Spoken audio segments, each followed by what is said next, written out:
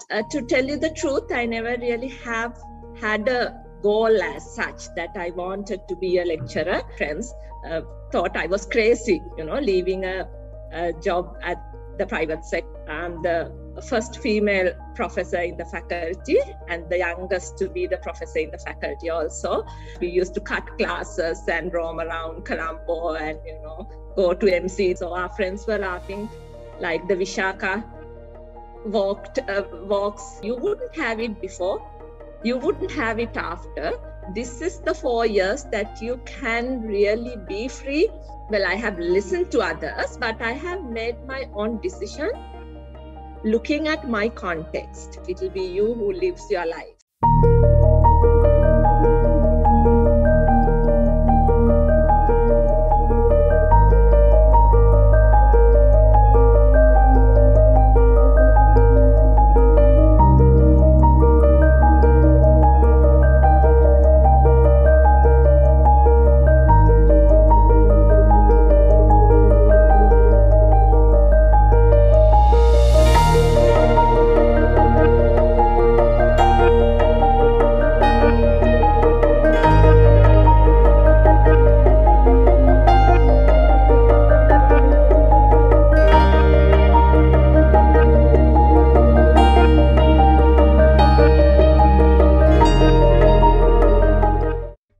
Welcome to Light of FMF, the brand new interview series of the FMF Media of University of Colombo. I'm Gihini Gunwardana, the host of this session. Taking a unique approach to this interview series, we intend to bring out the most interesting, untold success stories of our very own senior lecturers, the pride of the Faculty of Management and Finance. This series is entirely dedicated to have a little hearty talk with the superheroes of our faculty. So, joining us for the very first episode of Light of FMF, we have a lady who's very well known for her charming personality and is loved by all of us. She is none other than the head of Human Resource Department, Senior Lecturer, Professor Arosha Adikaram.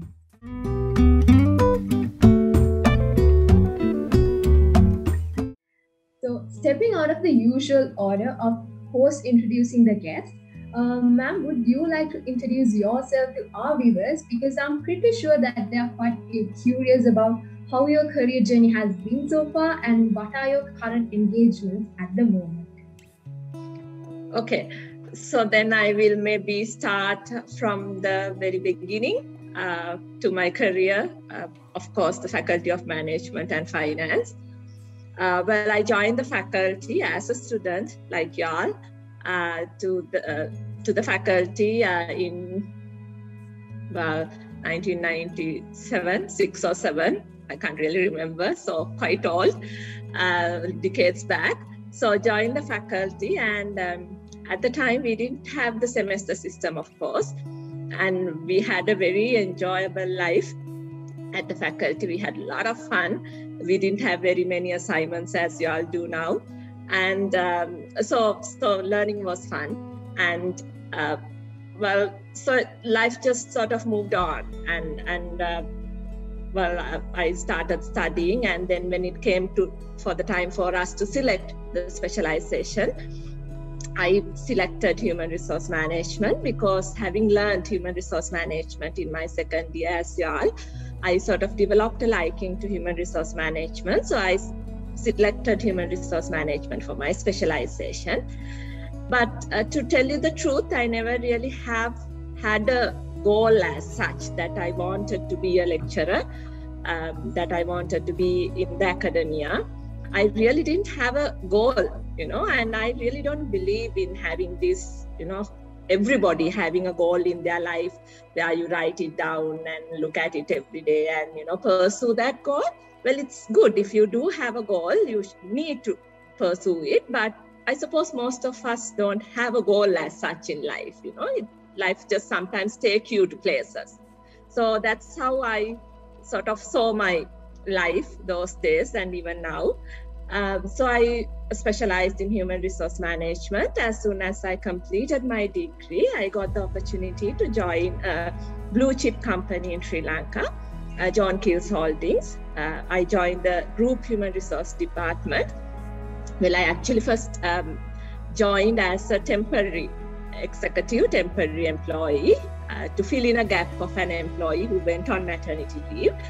And I have always been a very committed person, especially to work, my father had always told me, encouraged us to do the best that you can to any place that you work. So I was a very committed employee, and then ultimately they took me into the permanent cadre after the 3 months temporary period.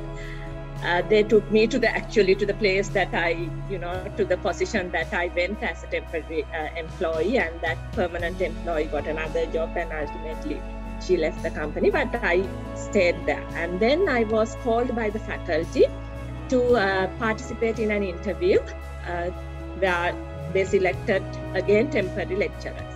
So I was in a permanent position in a very good company with a very good, future. But then when I got that invitation to come for an interview for a temporary position, that also sort of, excited me. I thought that will be an interesting avenue to pursue. And I came for the interview, got selected as a temporary lecturer. And there were some people who said, my friends thought I was crazy, leaving a job at the private sector, earning very well. Not very well, but comparatively well. My salary was actually more than I would be getting if I joined the university. Permanent job, this is temporary. So all of that, some thought that I was crazy, but I had my family backing, and I always believe in taking chances in certain instances also. So I took up the position as a temporary lecturer, and the rest is history. So I then slowly I became a permanent employee after about a year and a half or a year. Became a permanent employee, started doing my master's, completed it, did my PhD and completed it. And then I applied in 2016 or so. I applied for the professorship. I'm the first female professor in the faculty and the youngest to be the professor in the faculty also. I'm quite proud of that fact, but then became a professor, and this year in April, I think, I also became the chair professor in the faculty. So that's how my career has been. And like I said, from the beginning, when I was at John Keells, when I was at the university, I have always been very committed. I have not said no to many of the opportunities that came my way. I have always had this passion to do something for the benefit of the faculty, for the benefit of the university, and especially for the benefit of the students. So I think I've achieved to do that. And now I'm the head of the department. So this headship, of course, changes. That's the practice of the university administrative roles. So I'll be the head for 3 years or so. So next year I will be stepping down. At the same time, I'm also holding certain positions in the faculty and the university. Especially, I'm the acting director for the Center for Gender Equality at the University of Colombo at the moment. That's it, Gihini. Thank you for sharing that glimpse from your amazing journey so far. So, as a student who attended your lectures during the last semester, I would say your lectures are quite interesting, and the students seem to be very attentive during the lectures too. So, what inspired you to become a lecturer, and what were the specific hardships and challenges that you faced to become this amazing lecturer that you are today? Thank you for those nice words. I actually made it down. I actually went there. Well, like I said, it's not so much the inspiration that I had to become a lecturer. It's just that life took me on that path. So when I became a lecturer, I realized that I loved the job. So that mattered. So if I didn't realize that I loved the job, or if I didn't love the job, I might not be here today. But, having realized that I do like the responsibilities that comes up with being a lecturer and the things that you need to do to be a lecturer, a good lecturer. So all that sort of kept me in this, and well, I like the things that I do. So that takes you the whole way, I suppose, no? For all of you, no? That's the advice I always give the students also. Select something that you like, always, because you spend the most of your life with your job, ultimately. And it has to be something that you enjoy, that gives you satisfaction.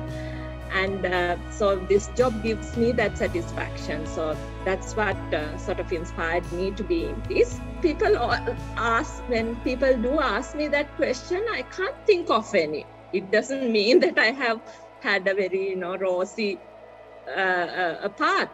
I would have had, hardships as any person would in a job. But, well, I don't dwell on them. I don't think of them too often. Whatever comes my way, I sort of take it head on.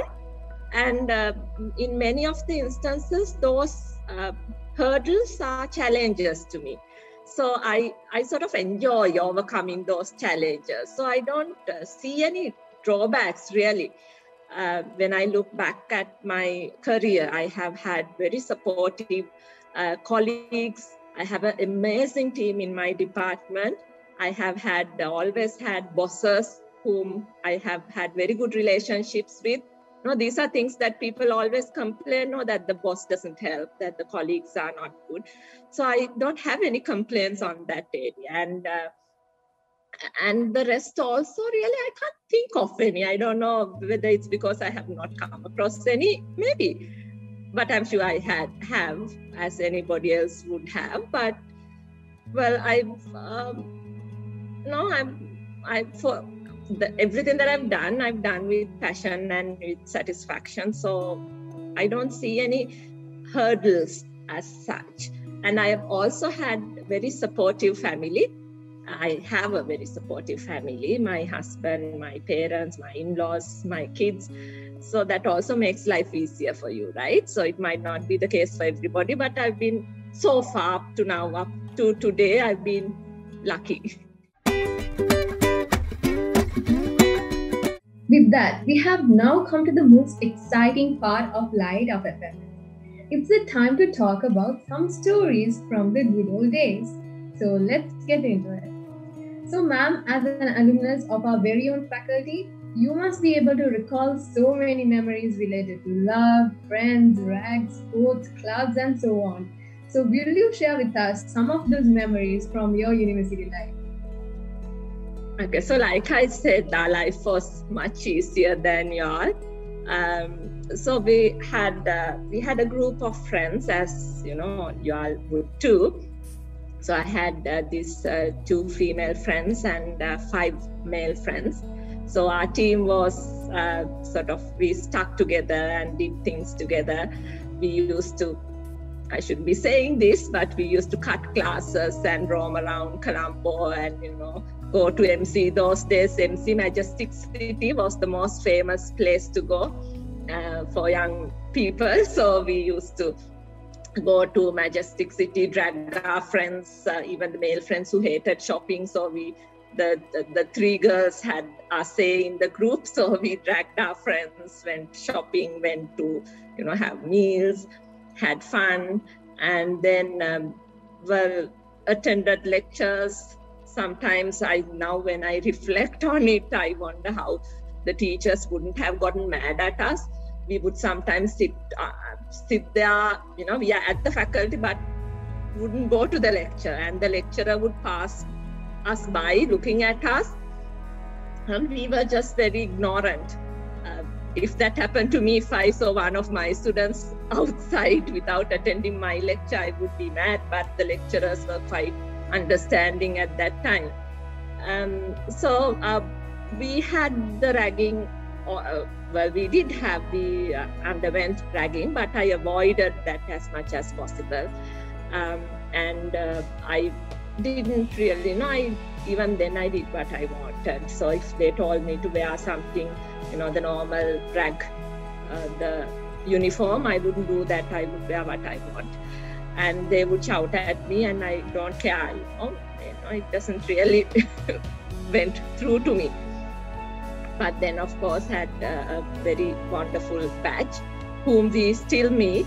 We have a group, we have the WhatsApp group, we have the Facebook group. We meet every year actually, and reminiscent on our history. So it was a fun time, and I had my boyfriend at the time, now my husband, who was not from the faculty. He is from Moratua.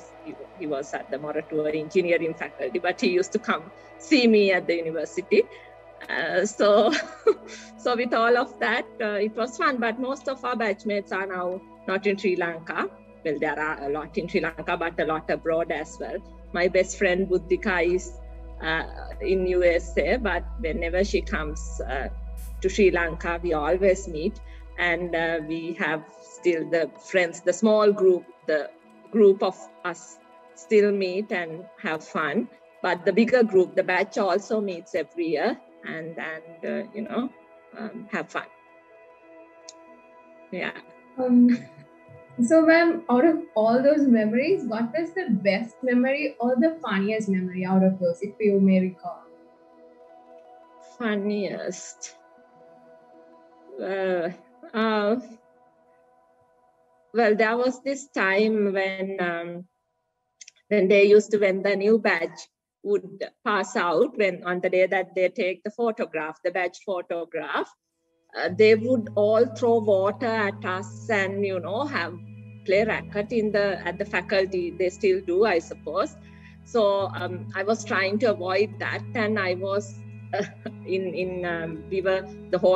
the group was in the study room. We had a separate study room at the time. So if we knew that if we go out, that we will get a good bath. So we were inside, especially the three girls didn't want to go out. But then we couldn't stay there forever, of course. And the seniors were waiting for us to come out, especially the three of us. They wanted to give us a good bath, I suppose. And so ultimately we couldn't, we had to come out. So we came out, but we decided that we'll just act normal. We didn't run when people were running around shouting, and the seniors were coming behind, running behind, throwing water. The three of us just nicely walked away. And of course the seniors came and gave us a good bath, threw water all over us. But even with that, as if we didn't get that, that we just walked away. So our friends were laughing, like the Vishaka walks. There is this story in Buddhism, Vishaka vage gamana vage. So the three of us nicely went, and I think the seniors lost all the fun. They thought that we will, shout, run, and do all of that. So that I remember, but otherwise the whole experience was fun for us, the whole 4 years mostly. Even during the exams, the study period, we got together and studied.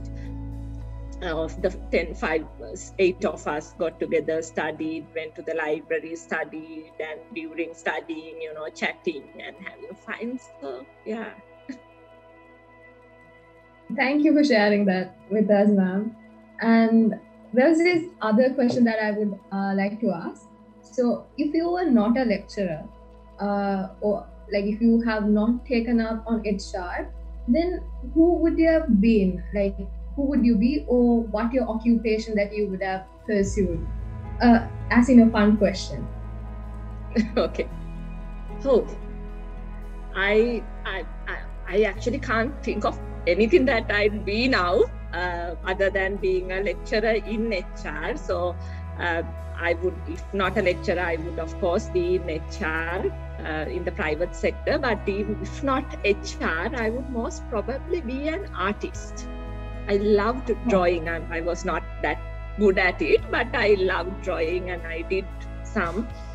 I would most probably be an artist, somebody who had a lot of flexibility and freedom. I'm very reluctant to be in a very constrained positions, in jobs where people tell me what to do, give me direct instructions where there is less empowerment.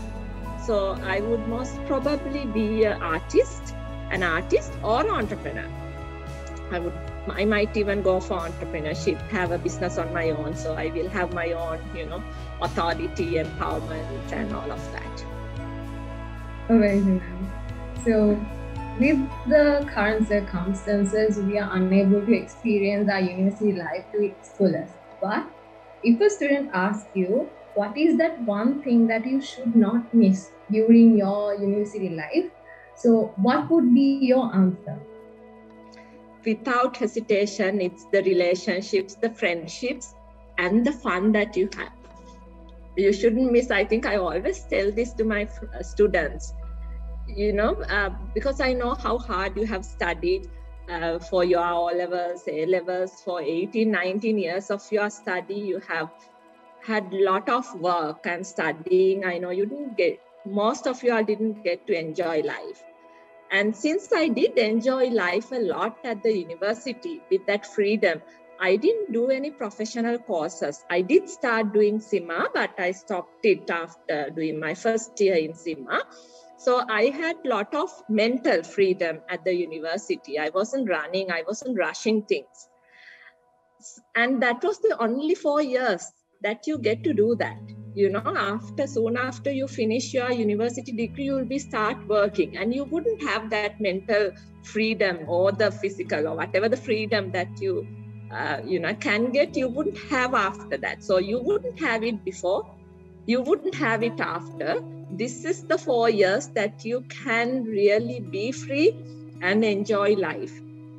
So, and to enjoy life, of course, friends help a lot. So my advice, something that you shouldn't miss during these 4 years, is to have fun. And to have fun, don't have too many things on your plate. Sometimes you see somebody doing CIMA, you do it. Somebody doing chartered, you do it. Somebody doing some other course, you do it. And you have so many things. You have your assignment, you have your exams, you have these professional courses, exams, everything. And well, you're full with all of that. And then you will finish this degree and you will immediately start working. You will do your master's. And again, it will be the same. And you wouldn't really have, time to enjoy, to be happy. So what is the purpose of doing all of that if you can't really enjoy life and be happy and be free? And you'll get married after that, you'll have kids, and, your life will be hectic again. So I believe this 4 years is the 4 years that you can really enjoy life if you allow yourself to do that. So I would advise you to take up that opportunity. Bearing all that precious memories that you just shared with us today in our hearts, let's now move on to a much serious talk. So it's time for the session, A Lesson for Life. Since most of our viewers are undergraduates, I believe this could be a very valuable piece of information to share. So, Professor, what is the biggest life lesson that you learned from your 20s? Okay. I will phrase it like this. It's not really life lesson as such, something that I value, that I think that, that had brought me so far and made me a happy individual, is that I have always sort of, in taking decisions, especially in deciding what I should specialize in deciding on my career, even shifting from a permanent job to a temporary job, from a job that was giving me a higher salary to a job that was, giving me a lower salary, in making decisions, I think I have always I have listened to others, but I have made my own decision looking at my context and looking at my capabilities and what would make me happy ultimately. I have, of course, listened to, taken tips and information from others, but I have not gone with the trend, never. I might have been the one to set a trend, but I have never gone with the trend. You know, I see that happening a lot with students. So I thought it will be a good lesson for you all to learn. Even today morning, a little while ago, actually, I received a message from one of your colleagues saying that now they are in the process, you too would be in the process of selecting a specialization. So they are asking, of course, information from others, from their seniors and all of that. And the moment a senior says, don't take this subject, don't specialize in this, for example, don't specialize in HR, they just take that at face value. They don't ask the question, why do you say that? They don't critically look at that answer. Is this person telling me not to take this particular specialization because she's in that specialization and is seeing a negative side of it? Or she is somebody else in a totally different specialization without knowing anything about the other specialization would advise somebody else not to take it. And our students, purely based on somebody's, what somebody else says, or on hearsay, or on a rumor, they would decide their whole life. They would decide they are not going to take marketing, HR, finance, whatever, because somebody else told them that it's, they don't do it. They have not, looked at it in a more objective manner, looking at what they want in life. So I think that's something that students should really think about. Now, when I selected HR, all my friends, the eight or so, my 7 friends, they initially selected different specializations. Some did accounting, some finance, or like that. They selected different specializations. And I said, that's fine, I'm doing HR. And my 2 girlfriends, the female friends, were trying to get me to join another specialization. I said, no, this is what I want, so I'll be doing it. Whether you are there or not, it really didn't matter to me. Of course, I would have loved it if they would also select my same specialization. But otherwise, it really didn't, change my decision. So ultimately, actually, they too came to my department, to HR. So I stood by my decision. Similarly, when I was, when I stopped doing CIMA, everybody else was saying, why did you do that? I just simply didn't like it. It was too much of a pressure to me. And I decided, no, I'm going to do the degree and then see what life brings on. And everybody was doing either CIMA or chartered. So there were times during CIMA exams or chartered exams, the faculty was basically deserted. Students wouldn't come, you know how it is now. Even my friends' batchmates would not, come for lectures. And I didn't, it was not a matter to me. I didn't, I didn't think that it will affect me. I'm the only one who's not doing a professional exam. I didn't get excited by it or anything. And it really didn't affect me ultimately. Whether I have done it or not, really hadn't affected me so far in life. So like that, when I, applied for my promotions, when I started my master's, PhD, I have always done it a little ahead of time of my, batchmates or people similar to my age. But then, I've just taken that step, it's, I will do it and see how it goes. So whenever there is a door that is open, I would take the chance and see whether it suits me, and that decision I make on my own. So that is an advice I think I would want to give you all.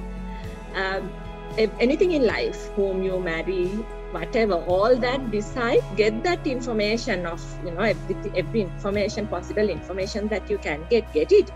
But the ultimate decision you have to make, looking at your personality, yourself, what you want in life, and what would make you happy, and what others say is really irrelevant. They wouldn't come and live your life. It will be you who lives your life. So if you like HR, if you think you will enjoy doing human resource management, or marketing or finance, accounting, IB, whatever. If you think that's where your passion is, select it. It's irrelevant what others say. And life do take you to places. You cannot now decide whether you'll have a job or whether you'll have this and that and all of that. After you graduate, when you graduate in 2-3 years, the whole context would be different. You know, you might, the jobs that had lot of job opportunities now might not have those job opportunities in 2 years. So don't make your decision on that either. My advice is decide looking at yourself, your happiness, your personality, and the happiness of those around you, your family, I mean, you know, your parents, but mainly you. That was such a profound answer, ma'am. Thank you for that. So with that, we have come to the final question of the interview. So Professor, what would be your concluding advice to all our viewers and for anyone who's looking up to you?